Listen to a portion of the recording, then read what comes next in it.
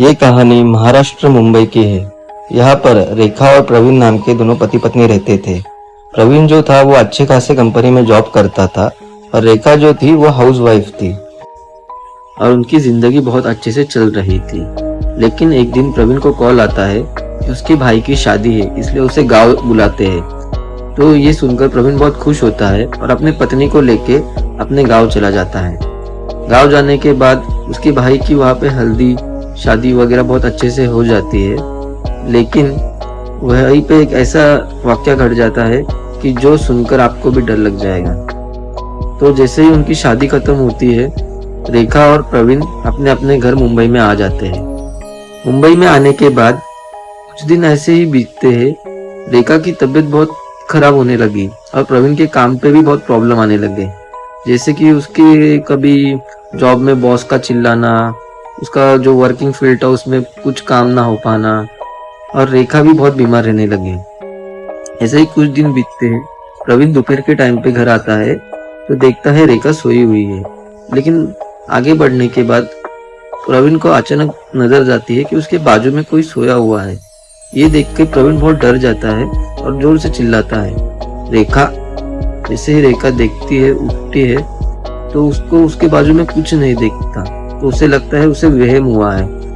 तो प्रवीण वो बात रेखा को नहीं बताता और आगे बढ़ जाता है और फ्रेश होने लगता है। पर रेखा की तबीयत बहुत ही खराब हो रही थी। तो प्रवीण उसे एक डॉक्टर के पास लेके जाता है। डॉक्टर उसका चेकअप वगैरह करता है और सब नॉर्मल ऐसा बता देता है और गोली वगैरह देके उसको भेज देता है। ऐसे ही कुछ दिन बीतते हैं। रेखा को अभी अचानक से किसी का बात करने की आवाज आने लगी, पर घर के अंदर कोई नहीं है। और रात चलते चलते ऐसे लग रहा था उसके पीछे कोई तो खड़ा है, चल रहा है, लेकिन उसके पीछे कोई नहीं होता है। प्रवीण रात को आता है घर पे और देखता है कि रेखा खाना बना रही है। तो वो रेखा के पास जाता है और उसे पूछता है खाने में क्या बना है, लेकिन रेखा कुछ जवाब ही नहीं देती है। प्रवीण उसे 2-3 बार पूछता है लेकिन रेखा जवाब ही नहीं दे रही थी। तो प्रवीण ने उसको जोर से हाथ लगाया और खींचा, तो उसने झटक से वो बेहोश हो गई। ये देखकर प्रवीण डर गया और उसे डॉक्टर के पास लेके गया। डॉक्टर ने कहा बीपी वगैरह लो हुआ होगा इसलिए चक्कर आ गई। तो उसको थोड़ी देर सब भूल गई थी। प्रवीण घर आता है, लेकिन ये प्रवीण को बहुत अजीब लगने लगता है कि ऐसा क्यों हो रहा है। फिर प्रवीण अपनी माँ को और पिताजी को सब बताता है। उसके माता पिता बोलते हैं कुछ काम के वजह से, स्ट्रेस के वजह से वो ज्यादा सोचने लगी होगी और इसकी तबीयत खराब होने लगी रहेगी। तो वो भी ये सोच के छोड़ देता है। लेकिन रेखा को भी अभी कुछ दिनों से अजीब लगने लगा। रेखा जब भी घर में अकेली होती थी उसे आवाज आने लगी, कानों में आवाज सुनाई देने लगी। ऐसे लग रहा था उसके आजू बाजू में कोई चल रहा है, कोई उससे बात कर रहा है। तो ये सब आके वो प्रवीण को बताती है। प्रवीण ये सुनकर थोड़ा सा अचंभित हो जाता है क्योंकि उसे भूत प्रेतों पे बहुत भरोसा होता है। तो ये बात वो अपने माता पिता को बताता है। तो उसके माता पिता रेखा और उसे गांव बुला लेते हैं। रेखा और प्रवीण गांव जाते हैं और वहाँ के पंडित जी को मिलते हैं। कोई तो बहुत जाने माने पंडित थे, उनसे मिलते हैं। पंडित जी भी उसे देखकर थोड़े से ये सोचने लगते हैं कि इसके ऊपर कुछ तो साया है। उसे वो एक धागा बांध देते हैं और उसे बोलते हैं जाओ। तो वो चले जाते हैं, लेकिन रेखा का वो जो था वो हट ही नहीं रहा था। उसका तबीयत खराब ही हो जा रही थी। रेखा और प्रवीण फिर कुछ दिनों बाद मुंबई फिर लौट आते हैं। मुंबई में उनकी पैसे की बहुत प्रॉब्लम चल रही थी। तो रेखा ऐसे ही एक दिन बोल देती है कि बहुत पैसे की प्रॉब्लम चल रही है, कहीं से तो पैसे आ जाए। तो फिर रेखा उसी दिन सब काम वगैरह करके रात हो जाती है और रेखा सो जाती है। रात को रेखा को सपने में आता है कि तेरे घर के यहाँ पे पीछे एक सोने का हंडा मिलेगा तुझे, उसमें तो सोने के सिक्के पड़े होंगे। तो ये वो देखती है सपने में और सुबह उठ के वो सोचती है तो सपना था।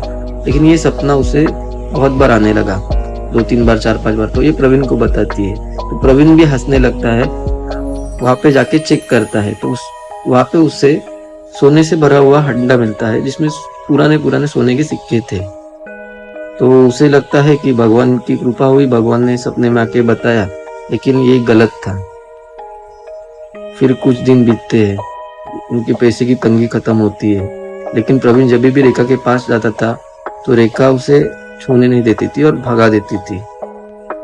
ये देखकर प्रवीण भी थोड़ा ऐसे शांत शांत रहने लगा। फिर प्रवीण एक दिन शाम के समय घर आके खाना वगैरह खाता है और रेखा को हाथ लगाने जाता है क्योंकि वो आवाज सुन नहीं रही थी। जैसे ही प्रवीण रेखा की तरफ जाता है वैसे ही रेखा पलट जाती है और उसकी आंखों में एकदम अलग सफेदपन आ गया था, चेहरा सफेद गिर गया था और उसका मुंह से आवाज भी अलग निकल रही थी। ये देख के प्रवीण डर जाता है और अपने दोस्तों को कॉल लगाता है। उसमें से एक दोस्त था, उसको ये भूत प्रेतों के बारे में बहुत ज्यादा नॉलेज था। एक तांत्रिक का नंबर देता है और उसे इस तांत्रिक के पास भेज देता है। दूसरे दिन रेखा और प्रवीण उस तांत्रिक के पास चले जाते हैं तो तांत्रिक उसे देखकर घेरा सा बना लेता है और उसे वहां बिठा देता है और फिर उसके ऊपर थोड़ा सा जल छिड़क के, गंगा जल छिड़क के और कुछ मंत्र बोल के बात करने लगता है। तो वहां से अचानक रेखा के मुंह से एक आदमी का आवाज आने लगी। तो ये देख के सब डर गए। उस बाबा ने उस आदमी को पूछा, कौन है तू, कहाँ से आया है? तो वो बताता है कि रेखा और ये प्रवीण शादी के लिए उसके भाई के गांव आए थे सोलापुर में। वहीं पे रात के समय जब ये शादी से कहीं और जा रहे थे तो उनकी बाइक जो थी वो खराब हो गई थी। मैं जहाँ रहता हूँ उस पेड़ के पास, तो मैंने उस रेखा को देखा और वो मुझे पसंद आ गई। पसंद आने के बाद उसने उसके शरीर पे कब्जा किया और वो उसके साथ घर चला आया। तो वो जिन जो था, उस जिन ने रेखा के ऊपर इतना कब्जा कर लिया था कि वो उससे शादी करना चाहता था या फिर उसे मार देना चाहता था। तो फिर वो पंडित पूछता है कि तू उसे छोड़ने का क्या लेगा? तो वो जिन नहीं कहता कि मैं उसे छोड़ूंगा नहीं, उसे मैं मेरे दुनिया में लेके जाऊंगा। तो वो पंडित जी अपने जो शिष्य थे उनसे कहकर वहां पे एक ऐसे गोल सा घेरे के साथ आजू बाजू में जैसे दिए लगा देते हैं और कुछ मंत्र वगैरह पढ़ के बहुत कुछ करके उस जिन को कैद करने की कोशिश करते हैं, लेकिन वो जिन उसके शरीर से जा ही नहीं रहा था।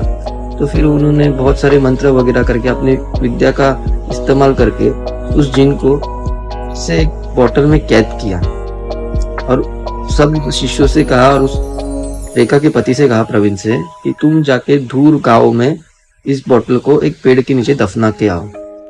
प्रवीण और उसके शिष्य उस बोतल को दफनाने जा रहे थे, तभी उनके रास्ते में बहुत सारे प्रॉब्लम आ रहे थे। ऐसा लग रहा था कि उसे प्रवीण को उसकी माँ दिख रही है, पिताजी दिख रहे हैं, रेखा दिख रही है और उसे अजीब अजीब आवाज आने लगे। फिर कुछ देर पहुंचने के बाद वहां पे जैसे उस पेड़ के पास पहुंचते हैं और फिर उस बोतल को वहीं पे दफना देते हैं और प्रवीण रेखा के पास चला जाता है उस तांत्रिक के यहाँ पे और रेखा को लेके घर चले जाता है। प्रवीण और रेखा को लगा ये यहीं पे थम गया, वो जिन चला गया, लेकिन नहीं, वो जिन फिर लौट के आता है। तो अगली स्टोरी देखने के लिए प्लीज चैनल को सब्सक्राइब कीजिए, लाइक कीजिए वीडियो को और हम अगली वीडियो में जानेंगे क्या हुआ प्रवीण और रेखा के साथ।